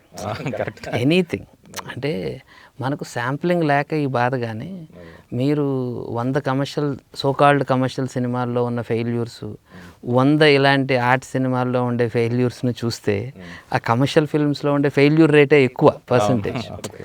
ఇఫ్ యూ టేక్ ఒక 100 గల్ఫ్, సొంత ఊరు లాంటి సినిమాలు తీసుకుంటే అందులో ఉండే ఫెయిల్యూర్ రేట్ కంటే కూడా. So I would say that ఇది జస్ట్ ఆడుతున్న 10 అనేది మనం చూస్తున్నామే తప్ప పోయినవి 90 అన్నవి మనం కమర్షియల్ సినిమాలో కూడా చూడటం లేదండి. మీరు అన్నది కరెక్ట్. బట్ నేను అనేది ఏంటంటే ఫెయిల్యూర్ అనే మాట పక్కన పెడితే ఆర్ట్ ఫిల్మ్స్కి పర్టికులర్గా అవార్డుల విషయానికి వస్తే ఒక న్యాయం జరిగేది. ఆ సినిమాలకి స్పెషల్గా రికగ్నైజ్ చేసి అవార్డ్స్ ఇచ్చేవాళ్ళు. ఇవాళ రేపంతా రెగ్యులర్ కమర్షియల్ సినిమాలకి నేషనల్ అవార్డ్స్ వస్తున్నాయి, స్టేట్ బెస్ట్ రీజన్ ఫిల్మ్స్ వస్తున్నాయి. ఆ రంగా ఆర్ట్ ఫిల్మ్స్కి అన్యాయం జరుగుతుందా? అంటే ఆర్ట్ ఫిల్మ్లకు అన్యాయం జరగటం అని నేను కాదు కానీ సార్, అంటే ఒక డిఫరెంట్ పర్స్పెక్టివ్కి అవకాశం ఇవ్వకపోవటం కూడా ఒక రకంగా మనం చేసుకుంటున్న దురదృష్టమేనండి. ఇది ఎవరిని కూడా బ్లేమ్ చేయడం కాదు, ఇట్స్ అ కలెక్టివ్ కాన్షియస్నెస్ నుంచి వచ్చే రిజల్ట్స్ ఇవన్నీ కూడా. మనం ఒక డిఫరెంట్ థాట్ని ఓవరాల్ మనం పోలరైజేషన్ వైపు ఎక్కువ వెళ్ళిపోతా ఉన్నాం. Anybody has a different thought, you consider him to be anti national అంటున్నాం, మీకు ఎగనెస్ట్ అంటున్నాం, సొసైటీకి ఎగనెస్ట్ అంటున్నాం. We try to brand some people like అంటే ఒక పాపులర్ పర్స్పెక్టివ్ నుంచి డీవియేట్ అయ్యి మీరు ఏం చెప్పినా కానీ మిమ్మల్ని యాక్సెప్ట్ చేసే ఒక టాలరెన్స్ లెవెల్ తగ్గిపోతుంది. ఆ society itself actually losing the thickness that which is required for democratic సెటప్లో ఉండవలసిన థిక్నెస్ని లూజ్ అయిపోతూ ఉంది. That too sensitive for everything. And maybe అది ఫ్రింజ్ గ్రూప్స్ అయినప్పటికీ కూడా we give more prominence to the fringe groups, so which are creating this ruckus. ఆ దీంట్లో ఏదన్నా ఒక డిఫరెంట్ థాట్, ప్యారలల్ థాట్ని అప్రిషియేట్ చేయడంలో ఒక సొసైటీ ఫెయిల్యూర్కి ఇది ఒక రిఫ్లెక్షన్గా కన్సిడర్ చేస్తున్నానే తప్ప సినిమాలకి ఏదో ప్రత్యేకంగా అన్యాయం జరుగుతుందని నేనైతే అనుకోవటం సినిమాలు లేదు. కాదు బట్ సార్, నవ్ మీ యస్ ప్రయత్నాలని ప్రత్యేకించి గుర్తిస్తే ఇంకొంతమంది చూస్తారు.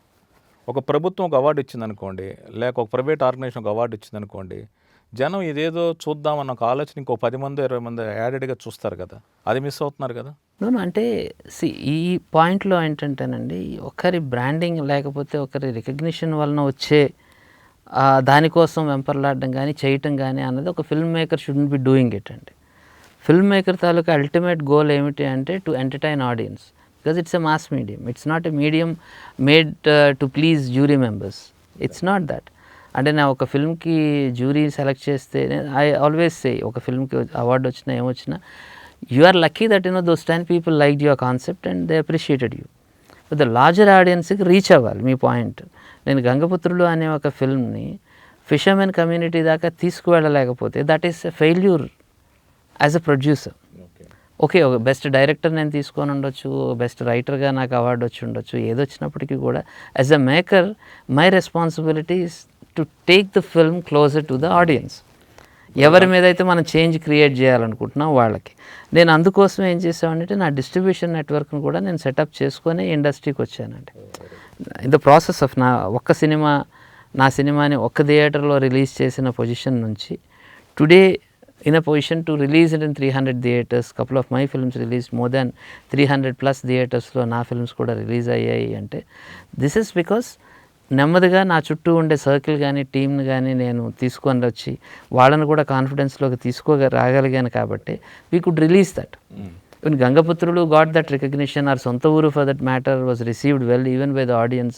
Jagadamba లాంటి హ్యూజ్ థియేటర్లో మొన్న 50 years కంప్లీట్ చేసుకుంది వైజాగ్ జగదాంబ లాంటి హ్యూజ్ థియేటర్లో సొంత ఊరు సినిమాకి హౌస్ఫుల్ బోర్డు పడటం అనేది that shows the reception of audience.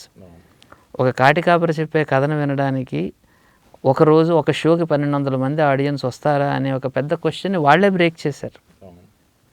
So ఒక సినిమాని కొన్ని సినిమాలు చూడకపోయి ఉండొచ్చు, దట్ డజంట్ మీన్ దట్ నా ఒక సినిమా చూడలేదు కాబట్టి audience are not matured enough అన్నది కాదు. Maybe I have not taken the film to them, or rather I have not given a confidence to the audience that this is a film worth spending 100 rupees upon. మనం ఎవరి బతిమాలతో మనం ఏమి చేయలేము sir ఇక్కడ. This is a market economy. Please sir చూడండి sir అంటే nobody will watch. Even if the film is not good, your son will not watch your film. 2 hours is more valuable. కావాలంటే 100 రూపాయలు ఇస్తాను కానీ bro నన్ను 2 గంటలు మాత్రం వద్దు అంటాడు. So to convince somebody to spend 2 hours of his valuable life is a major challenge. So దానికి మనం we need not cell hour weakness అండి. నేను ఎప్పుడు ఎవరికి కూడా నాలో ఉండే డెఫిషియన్సీని మార్కెట్ చేసుకోవాలి అని నేను ఎప్పుడూ అనుకోను. నాకు బడ్జెట్ లేదు సార్, ఉండుంటే చాలా బాగా చేస్తాను సార్, నేను సరిగ్గా చేసుకోలేకపోతున్నాను సార్, చిన్నవాడిని అయిపోయి. దిస్ ఆల్ నాన్ సెన్స్ అండి ఫర్ ద ఆడియన్స్. సో నా వీక్నెస్ని పక్కన పెట్టి నా మెరిట్ ఏమిటో నేను చెప్పాలి అని ట్రై చేస్తాను. ఫర్ దట్ మ్యాటర్ ఇప్పుడు వలస ఉందనుకోండి, బాబు చూడండి బాబు ఏదో కష్టపడి తీసాం బాబు చూడండి, why should I ask? Like if you are not interested don't watch it. If you are interested please do watch it, because you are also part of this society.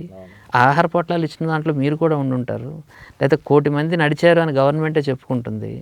అలాంటిది 10 కోట్ల మంది మైగ్రెంట్ లేబరర్స్ ఉన్నారు.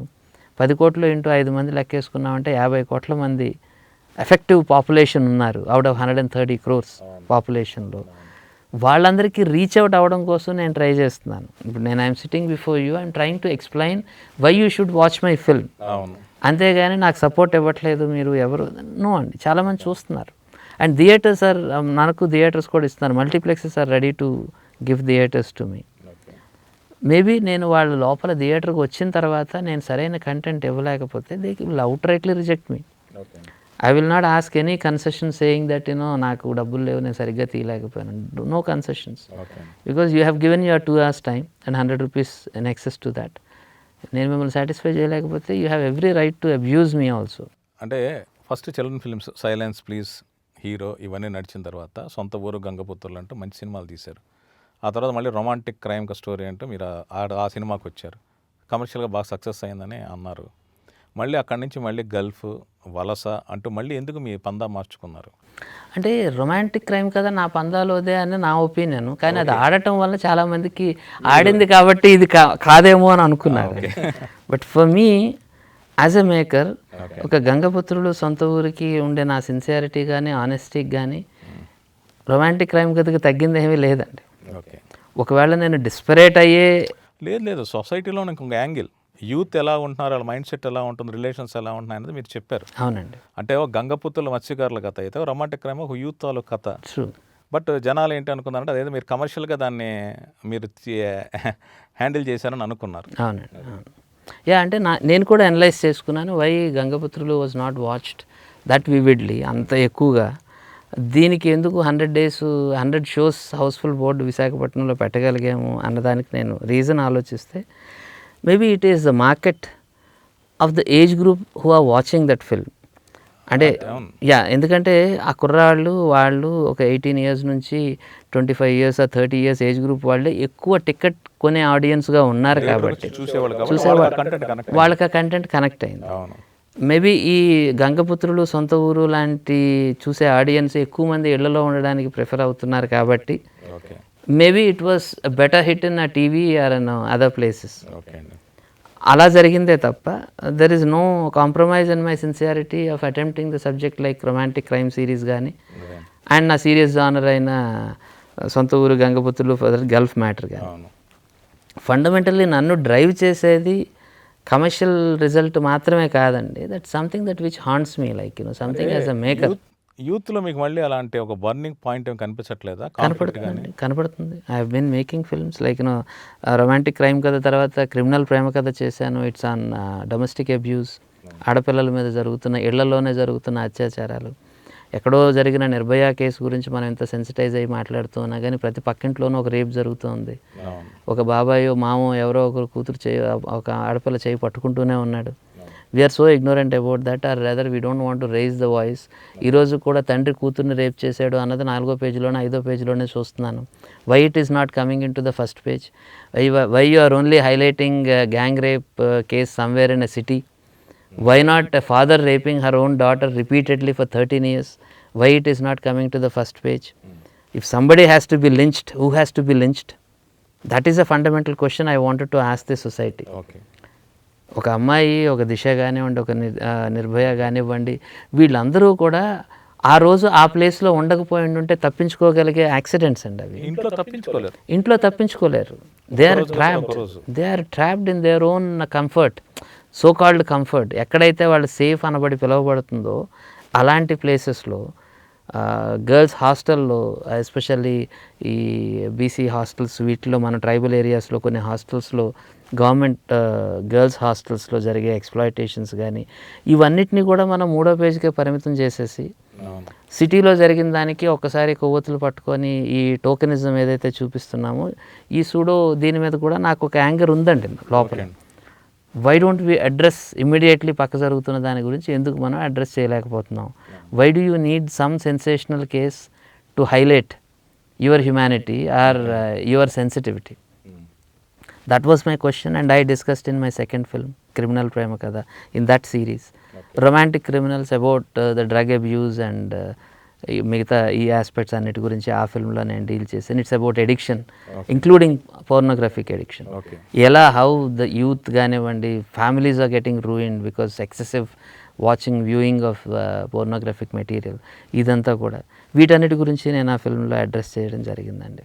I been touching points అండి. ఈ ట్రయాలజీలో మొదటి సినిమాకి వచ్చినంత ఆదరణ మిగిలిన 2 సినిమాలకు వచ్చిందండి. ఆ రేంజ్లో నాకు second film I got better appreciation in terms of its impact on the society. Criminal Prema Katha ఏదైతే ఉందో కరెక్ట్ పాయింట్. ఈ మధ్యకాలంలో ఒక ప్రముఖ బాలీవుడ్ ఆర్టిస్ట్ ఇంట్లో వాళ్ళ బ్రదర్, వాళ్ళ family members, maybe daughter worsen అమ్మాయినే చాలా ఏళ్ళ పాటు సెక్సువల్గా అరెస్ట్ చేసి న్యూస్లో వచ్చాయి. బట్ దాని మీద దేశం రగిలిపోలా.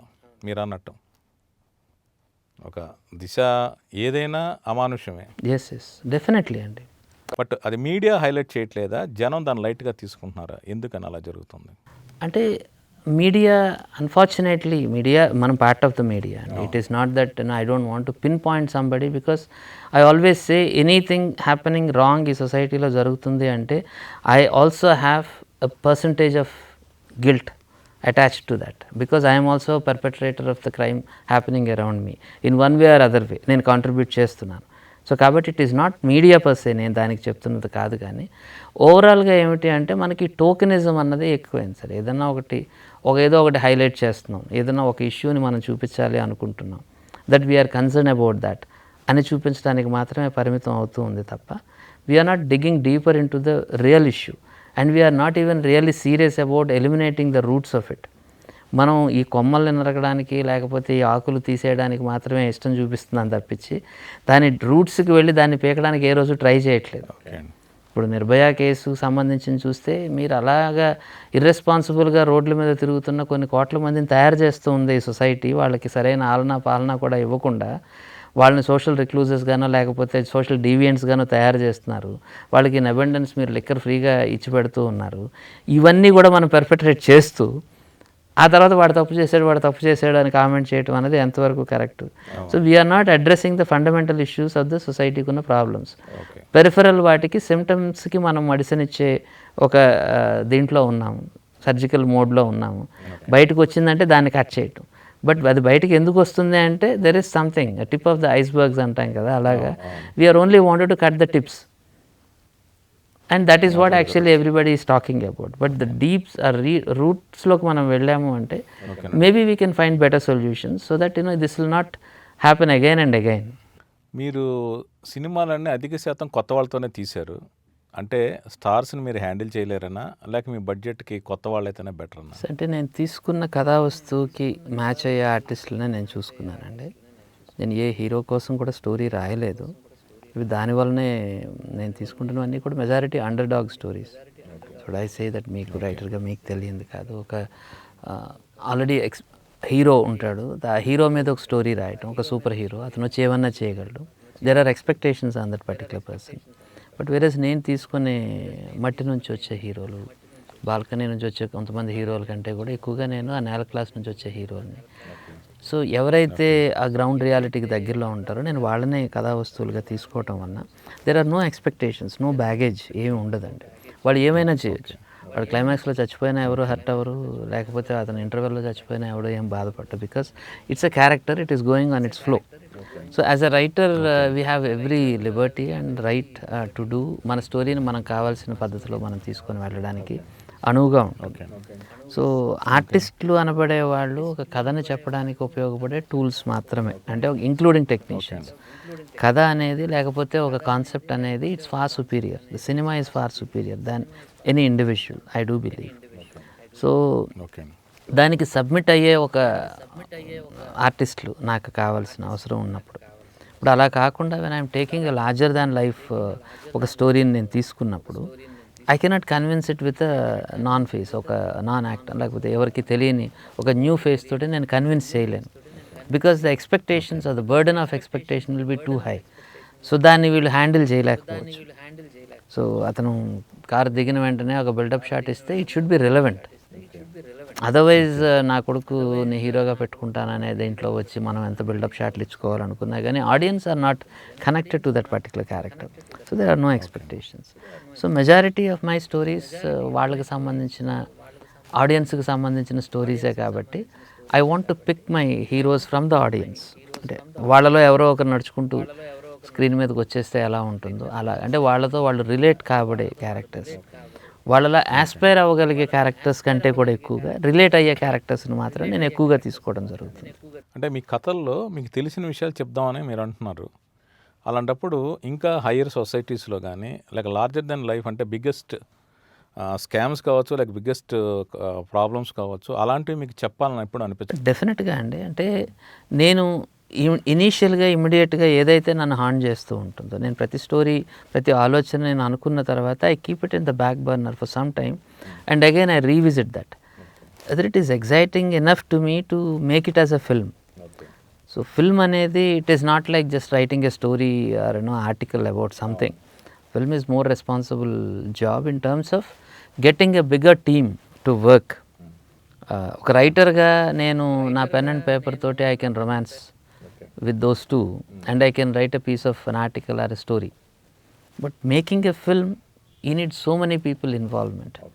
వాళ్ళందరూ కూడా దాన్ని ఆ థాట్ని లేకపోతే ఆ ప్రాసెస్ని they should buy, they should travel with you. అది కావాలి అంటే దానికి అంత పొటెన్షియల్ ఉందా లేదా అన్నది. ఇది జస్ట్ ఒక ఇమీడియట్ ఈవినింగ్ టైంకి వచ్చిన ఒక థాట్ అయినా, లేకపోతే does it really have, haunt చేస్తుందా some more time, will it live longer okay అనేది నేను ఒక టెస్టింగ్ ఆఫ్ టైం అది కూడా నేను చూసుకుంటాను. But if I still feel it is very really haunting me and it is asking to be told, collar పట్టుకొని అడుగుతాయి కొన్ని కథలు, ఎందుకు చెప్పట్లేదు నన్ను అని. అలాంటి కథల్ని నేను ముందుకు తీసుకురావడానికి ట్రై చేస్తాను. I'm very lucky that I'm getting teams that which are supporting my dream. To begin with it is my dream and at the end of the film it is everybody's dream, those who are involved in that. ఆ రేంజ్కి వాళ్ళు మమేకం కాగలుగుతున్నారు కాబట్టి ఒక team ఎఫర్ట్గా ఆ ఫిల్మ్స్ని నేను తీసుకురాగలుగుతూ ఉన్నాను. Okay. మీరన్న సోకాల్డ్ లార్జర్ ఫ్రేమ్ దీనికి సంబంధించినది చేయటానికి ఒక ప్రొడ్యూసర్గా నాకున్న పొటెన్షియల్స్ నేను కొన్ని చూసుకుంటూ ఉంటాను. అండ్ ఒక డైరెక్టర్గా హ్యాండిల్ చేయడానికి sky is my limit. I can do like any other director, I can be doing a greater job than those are existing directors. కానీ అట్లీస్ట్ నాకున్న పొటెన్షియల్ లెవెల్లో నేను కూడా చేయడానికి I'm capable, I know that. But as a producer I have my own limitations, నాకున్న resources బట్టి. So waiting on ఒక కథని చెప్పడం కోసం కొన్ని సంవత్సరాల తరబడి వెయిట్ చేస్తూ తిరిగే అంత ఓపిక కానీ, లేకపోతే ఇది కానీ నాకు లేకపోయి ఉండడం కూడా కొన్నిసార్లు కారణం అయి ఉండొచ్చు. లేకపోతే if I'm invited to the larger dais and larger table మీద గేమ్ ఆడడానికి నన్ను పిలిచినా కానీ I can play with my cards. It's not an issue. It's only the thing is and which table you are asked to play. So ఇక్కడ ఏమిటి అంటే I can make my own table and I can play my game. But the bigger table has to invite me. ఆ larger దీంట్లోకి వచ్చిన తర్వాత when they think I'm a potential player enough. Here I always say that you will not get things by asking, they should only be given. So you should be deserving enough to get that opportunity. నేను అడగటం వలన ఎవరు నాకు ఎవరు. So నేను అడగకపోతే ఇవ్వడం మానేయడం కూడా జరగదండి. If I'm called on a day and I should be prepared to face it and I prepare to accept the responsibility and deliver a proper result. దానికి నేను ఎంతవరకు సమాయత్తంగా ఉన్నాను అనేది నా ఫ్యాకల్టీస్ నేను ఎప్పటికెప్పుడు చెక్ చేసుకుంటూ ఉండాలి. I'm always updating my faculties and all that which is required even to handle a bigger project. If any arresting subject నన్ను నిజంగానే అది మూవ్ చేసి లేదు లార్జర్ దాన్ లైఫ్ హీరో చేస్తేనే డెఫినెట్గా బాగుంటుంది అనుకుంటే I don't mind even knocking some doors. If it is received well I would glad to do, but I will not stop my journey just because some door is not open. ఈ 22 films దాదాపు మీరే produce. ఒక 3 సినిమాలకి including Naidu గారు లాంటి గొప్ప వ్యక్తితో పనిచేసే అవకాశం కూడా నాకు వచ్చింది. అదే రామానాయుడు గారి విషయానికి వద్దాం. ఇప్పుడు మీరు తీసిన 22 సినిమాల్లో మీరే సొంతంగా ప్రొడ్యూస్ చేసుకున్నారు తప్పితే మీ కథతో వేరే ప్రొడ్యూసర్ని అప్రోచ్ అవ్వాలన్న ఆలోచన మీకు ఎందుకు రాదు? అదే నేను చెప్పాను కదా, నేను అడిగితే అవి రావు, వాళ్ళు ఇస్తేనే వస్తుంది అనేది నా ఒపీనియన్ అండి. నాయుడు గారికి నా వే ఆఫ్ ఇది నచ్చింది because I'm an open document. It's not that నేను ఒక హిడెన్ టాలెంట్ని నేను ఎవరికి తెలియదు అనుకున్నప్పుడు నేను రావాలి. Definitely this nothing wrong. అదే నేను నా పిల్లలకి ఇన్ ద సెన్స్ నా డైరెక్షన్ పిల్లలకి చెప్తూ ఉంటాను. యూ కీప్ మీటింగ్ పీపుల్, కలుస్తూ ఉండండి, ట్రై చేస్తూ ఉండండి. ఇప్పుడు నేను చేస్తున్నది మెథడ్ అని నేనేం చెప్పడం లేదు. So the work is seen and if somebody likes my work they will definitely call and if I'm happy with their approach and with their kind of making I will definitely be part of it. ఈ ప్రాసెస్లోనే నాకు నాయుడు గారు నన్ను ఎలా పిలిచారు రామానాయుడు గారు మిమ్మల్ని ఎలా ఫైండ్ అవుట్ చేశారు?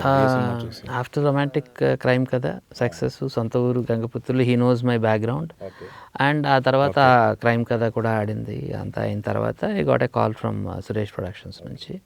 ఒక జర్నలిస్ట్ ఫ్రెండే చెప్పారు, so you are getting a call from a big production company, I you there in Hyderabad. నేను ఉన్నానండి హైదరాబాద్లో.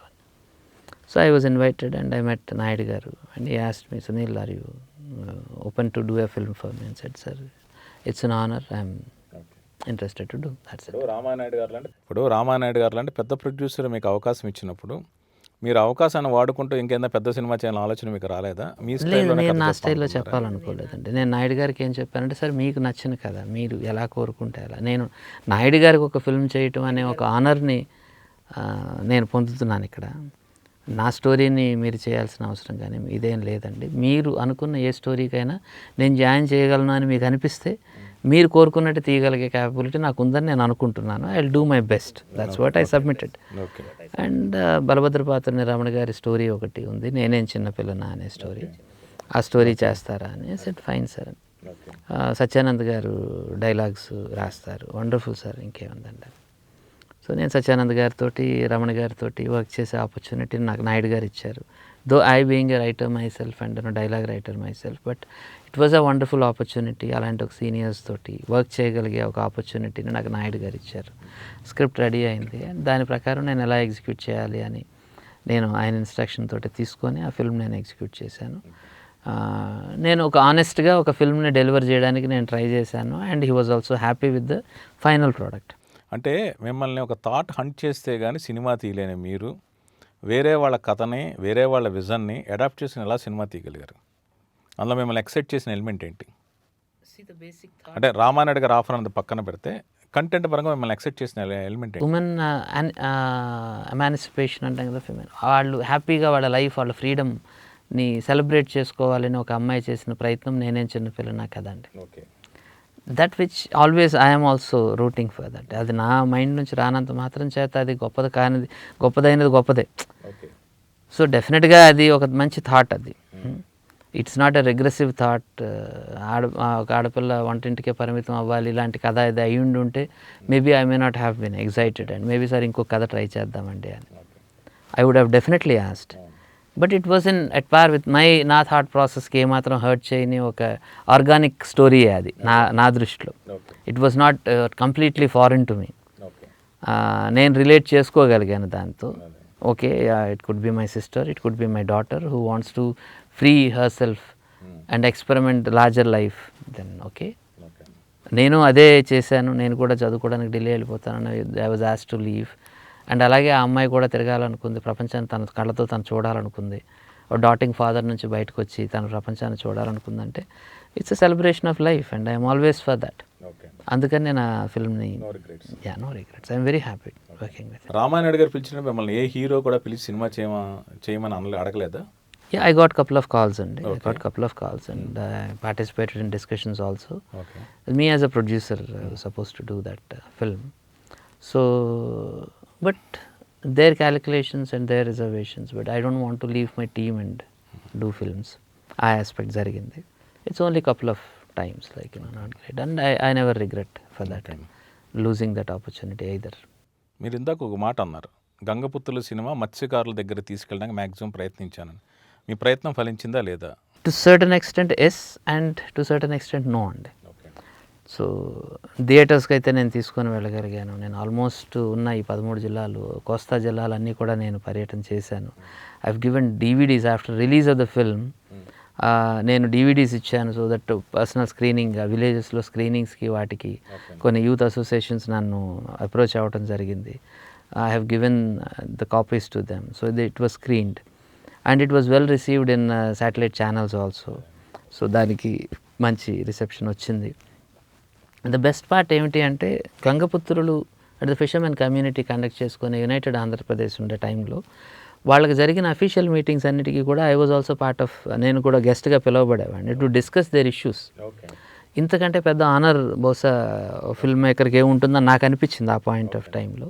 ఎందుకంటే వాళ్ళతో పాటు వాళ్ళ సమస్యల పట్ల ఈక్వల్ అవగాహన నాకు ఉందని కానీ, లేకపోతే నేను కూడా కొన్ని ఆలోచనలు వాళ్ళతో షేర్ చేసుకోగలను కానీ అని వాళ్ళకి అనిపించినందుకు that I'm worthy enough to share my thoughts.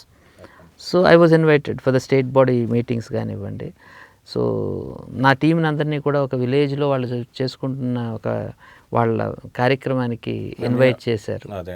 ఇది after the film released and it is done with, దాని లైఫ్ అయిపోయిన తర్వాత కూడా వాళ్ళ సినిమాని గుర్తించారు.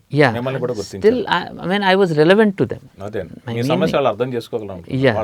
వాళ్ళ సమస్యని నేను రిఫ్లెక్ట్ చేశాను అనే ఒక గ్రాటిట్యూడ్ వాళ్ళు నాకు చూపించారు. సో ఒక ఫిల్మ్ మేకర్కి అది దొరికిన రెస్పెక్ట్ అనుకుంటాను. మేబీ మానిటైజేషన్లో it might have not reflected what is so called commercial అనే దీన్ని పక్కన పెడితే. అంటే మత్స్యకారుల జీవితాల మీద నాకు తెలిసి తెలుగులో 2 సినిమాలు వచ్చాయి. ఒకటి మీ గంగపుత్రులు, అంత మునుపు కృష్ణరాజు గారు యాక్ట్ చేసిన నాకు స్వతంత్రం వచ్చిందని. ఆ సినిమా అప్పట్లో సూపర్ హిట్. ఆ సినిమా ఆడియన్స్ని రీచ్ అయినట్టుగా మీ సినిమా అంతగా రీచ్ అవ్వలేదు. అంటే కాస్టింగ్ కారణం ఏంటుందా, లేక జనం అభిరుచిలో ఆలోచనలో మార్పు వచ్చిందా? Could be sir, could be. Casting ఇది ఉండుంటే, బహుశా ప్రామినెంట్ హీరో ఉండుంటే అది ఇంకా ఎక్కువ డెఫినెట్లీ రీచ్ అయింది. It could have reached, because ఒక రెగ్యులర్ ఆడియన్ కూడా దాన్ని యాక్సెప్ట్ చేస్తుండేవాడే. ఓకేనండి.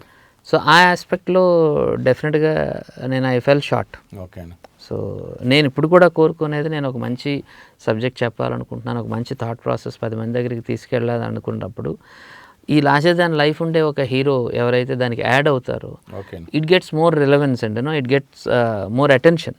అదే అండి. సో అంటే మార్నింగ్ షోకి సినిమా తీసుకురావడం వరకు డెఫినెట్గా ప్రతి మేకరు ట్రై చేయాలండి, కష్టపడాలి. మ్యాట్నీ నుంచి సినిమా కష్టపడాలి. ఓకే. సినిమా content should make film hit. Okay. But morning show వరకు majority of the producers are failing. Okay. Majority of the smaller films ఆ బేసిక్ థ్రెషోల్డ్ ఆడియన్స్ అంటాం కదా, అవునండి. ఆ థ్రెషోల్డ్ ఆడియన్స్ని తీసుకురావడంలో చాలా ఫిల్మ్స్ ఫెయిల్ అవుతూ ఉన్నాయండి. ఇనీషియల్ స్టేజెస్లో నేను ఆ థ్రెషోల్డ్ తీసుకురావడంలో ఫెయిల్ అయిన మాట నేను చూశాను. ప్రయత్నం లాంటి ఒక సినిమా సూసైడ్స్కి ఎగనెస్ట్గా నేను చేసిన film, I could not bring audience ఆ థ్రెషోల్డ్ లెవెల్కి నేను తీసుకురాలేకపోయాను. ఓకేనండి. సో న్యాచురల్లీ అది పెరగాలి అంటే అది కావాలి, ఒక టాక్ స్ప్రెడ్ కావాలి అంటే కూడా కొన్ని మౌత్స్ షుడ్ బి స్పీకింగ్. దాంతోపాటు కొంత అట్రాక్ట్ చేసే కొంతమంది ఫేసెస్ కావాలి.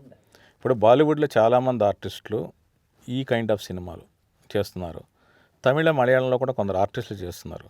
తెలుగులో ఆర్టిస్టులు ఇలాంటి సబ్జెక్ట్స్ మీద ఇంట్రెస్ట్ చూపించకపోవడానికి కారణం ఏంటి? అంటే మీ ఇలాంటి మేకర్స్ అప్రోచ్ అవ్వట్లేదా? వాళ్ళకి నచ్చేలా మీరు స్క్రిప్ట్ రూపొందించలేకపోతున్నారు? It's a matter of time sir, it's a matter of time. అంటే వాళ్ళని నేను అప్రోచ్ అవ్వటం అనేది ఇక్కడ ఇట్స్ అవుట్ ఆఫ్ క్వశ్చన్, అదేం కాదు. If they think I'm worthy enough to handle this kind of serious subject with in the budgetary expanse, దీంట్లో కానివ్వండి, లైక్ దాని కమర్షియల్ వైబిలిటీలో కానీ సక్సెస్ఫుల్ అవుతాడు అనే ఒక ఫీలింగ్ వాళ్ళకి వచ్చినప్పుడు definitely I will be approached and I'm glad to take the opportunity if at all, if it comes on my way. ఇప్పుడు వలస సినిమా అనేది వలస కూలీల మీద తీశారు. ఈ వలస కూలీల మీద బాగా రియాక్ట్ అయిన వ్యక్తి సోనూ సూద్. అంటే దేశం మొత్తం చాలామంది ప్రతిస్పందించారు, బట్ సోనూ సూద్ బాగా పాపులర్ అయ్యారు. అలాంటి వ్యక్తిని మీరు కలిసి కథ చెప్పుంటే ఆయన ఒక కీ క్యారెక్టర్ చేసి ఉండేవాడేమో, మీకు అసలు ఆలోచన రాలేదా? అంటే నేను ఆ ఫిల్మ్ తయారు చేయటం అన్నది, making of that film in that COVID time, okay, it was itself a major risk point. And ఆ టైంకి none of this A listers are even coming out to do a film. Okay.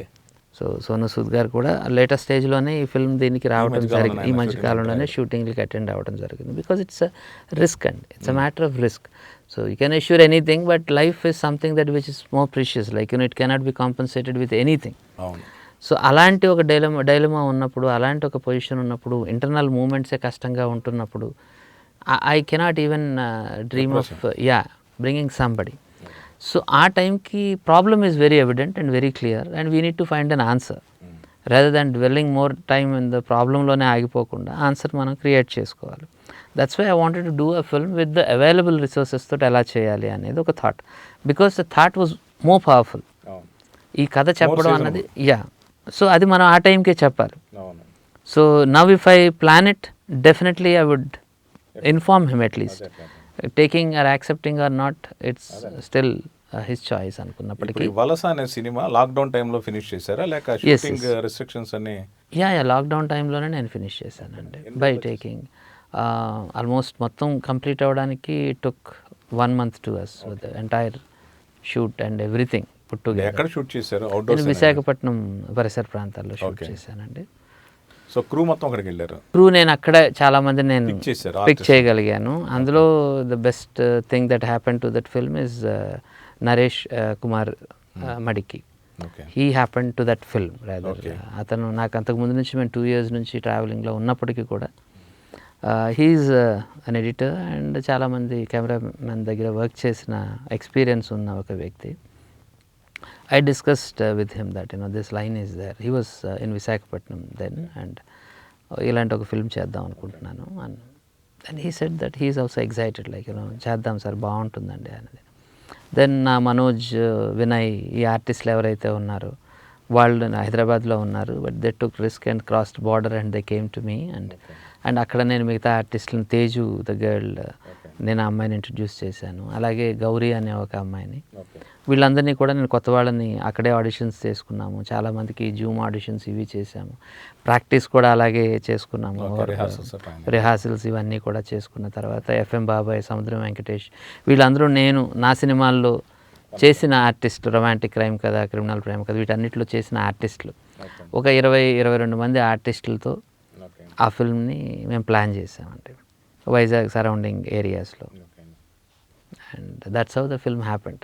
Okay sir. The film దానికి budget, profit, loss nothing is thought of this particular film.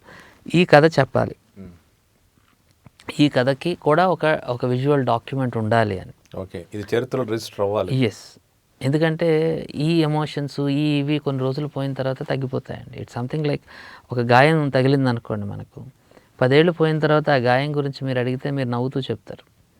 ఆ pain, ఆ ఏడుస్తూ మీరు అది చెప్పరు. ఎందుకు చెప్పరంటే because it's a past, it's done with.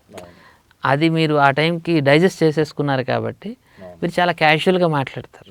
But ఎప్పుడు హిస్టరీని ఆ కాంటెంపరీ టైంలో మనం క్యాప్చర్ చేసినప్పుడే అది ఫ్యూచర్కి ఒక రెలవెంట్ డాక్యుమెంట్ అవుతుందండి.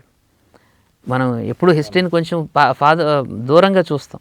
చూడడం వల్ల ఏమిటంటే అక్కడ ఉండే రియల్ ఎమోషన్స్ మనకు దొరకవు, మన దాకా రావు. దాన్ని కొన్నిసార్లు ట్రివిలైజ్ అయిపోతాయి, లేకపోతే కొన్నిసార్లు ఓవర్ ఎగ్జాగరేటెడ్ అయిపోతాయి, లేకపోతే గ్లోరిఫికేషన్, డెమినిఫికేషన్ ఇవన్నీ కూడా జరిగిపోతూ ఉంటాయి. అందుకని ఎప్పుడు గాయం పచ్చిగా ఉన్నప్పుడే ఎక్స్ప్రెషన్ని రిజిస్టర్ చేయాలి అనేది నా opinion. For the future to understand that was the pain.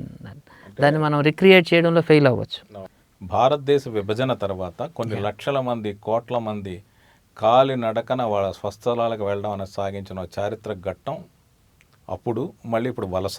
అవునండి. సో ఇది జనం టీవీలో చూశారు, పేపర్లో చదివారు, చెలించిపోయారు. మళ్ళీ సినిమాగా చూడడానికి థియేటర్లకు వస్తారా?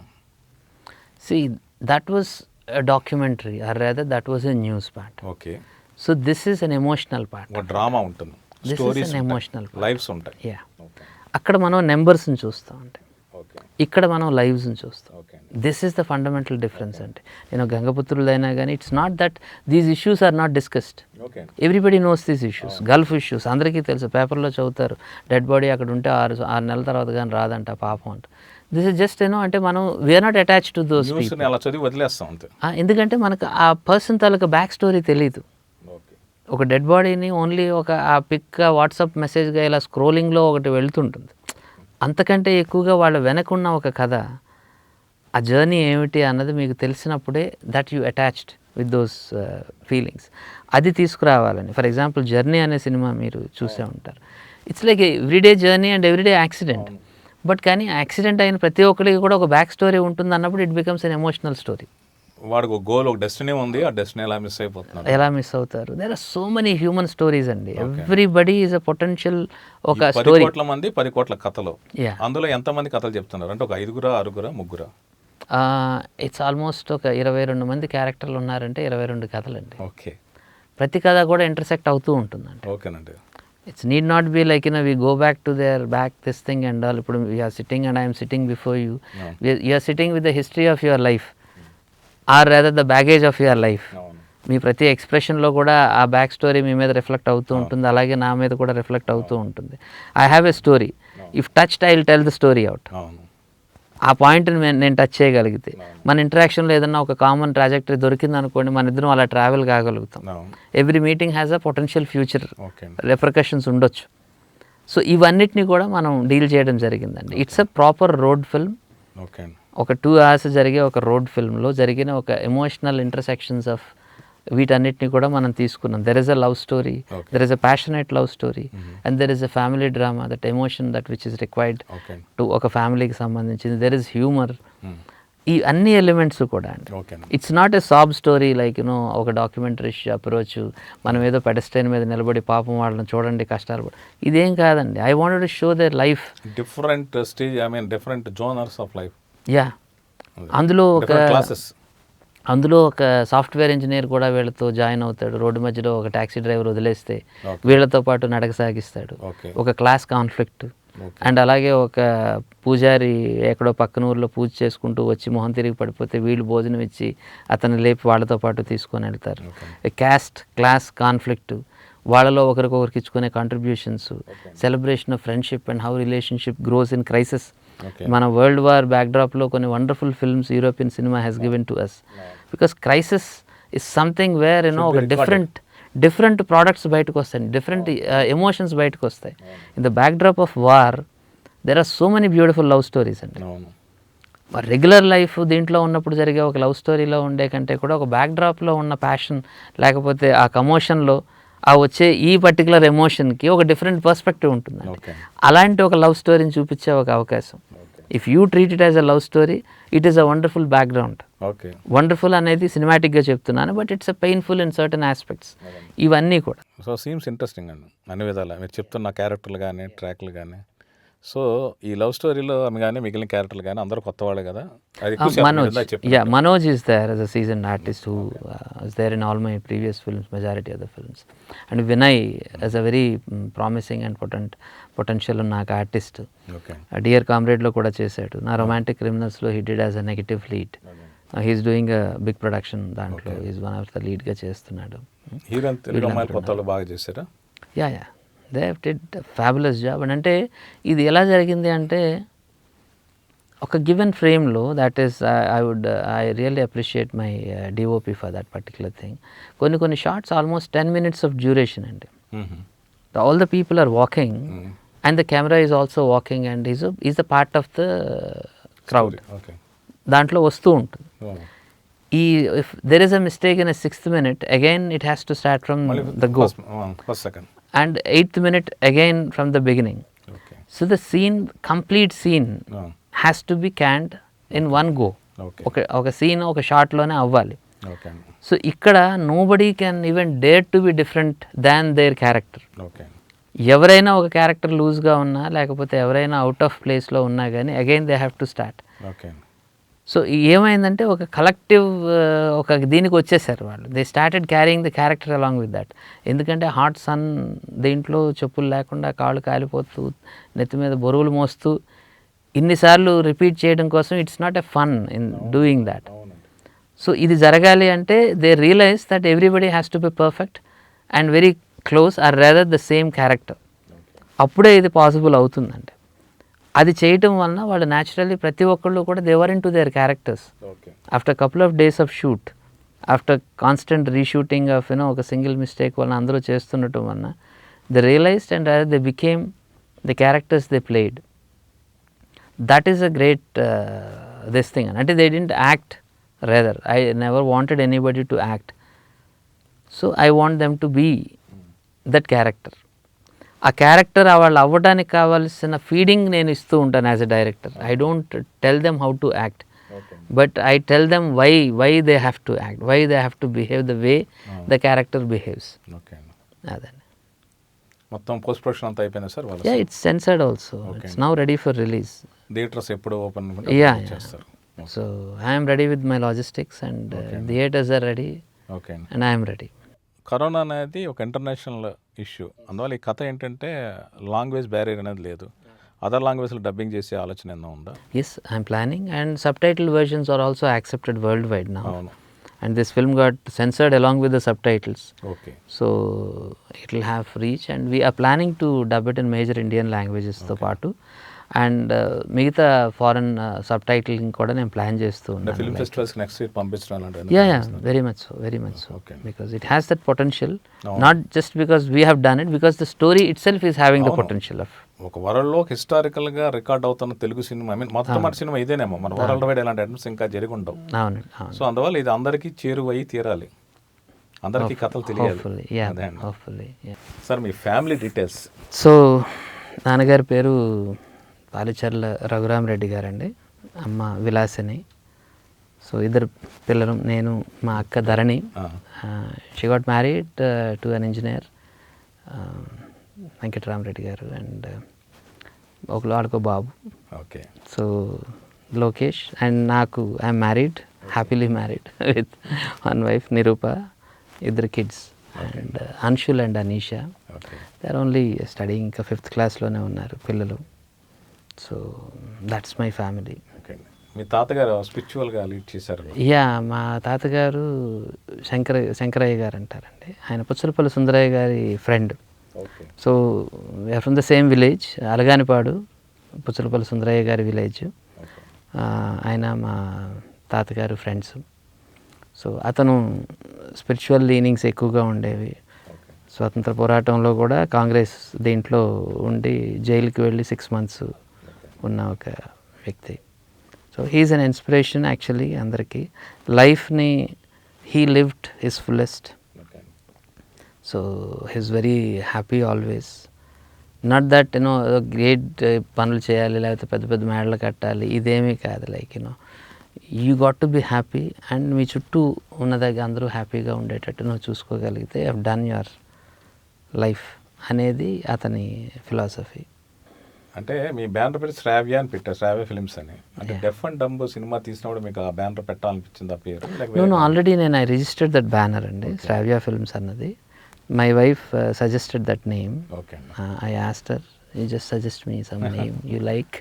Okay. And I justify it like కోకిల అనే మ్యాగజైన్ రన్ చేసేవాడిని కాబట్టి కోకిల శ్రావ్యంగా పాడుతుందని ఆ శ్రావ్య దానికి ఎక్స్టెన్షన్గా శ్రావ్య ఫిల్మ్స్ అని పేరు పెట్టడం జరిగింది. మీరు 22 సినిమాలు సొంతంగా తీశారు. అంటే మీరు అంత వెల్ సెటిల్డా లేక మీకు ఫ్రెండ్స్ సపోర్ట్ ఉందా? Part of a big team అండి. Okay. I'm not an individual okay. ఆ సెన్స్లో. శ్రావ్య ఫిల్మ్స్ అనే ఒక థాట్తో నేను వచ్చినా కానీ నేను ఇండిపెండెంట్గా వచ్చాను. నేను ఫిల్మ్ చేయడానికి డిసైడ్ అయిపోయాను. I wanted to do the film. And ఆ టైంకి నా ఇంజనీరింగ్ క్లాస్మేట్ ఎక్కలి రవీంద్రబాబు అని, హీ కేమ్ ఫ్రమ్ యూఎస్. వాడు నేను రూమ్మేట్స్ యాక్చువల్లీ ఇంజనీరింగ్ చేసేటప్పుడు చెన్నైలో.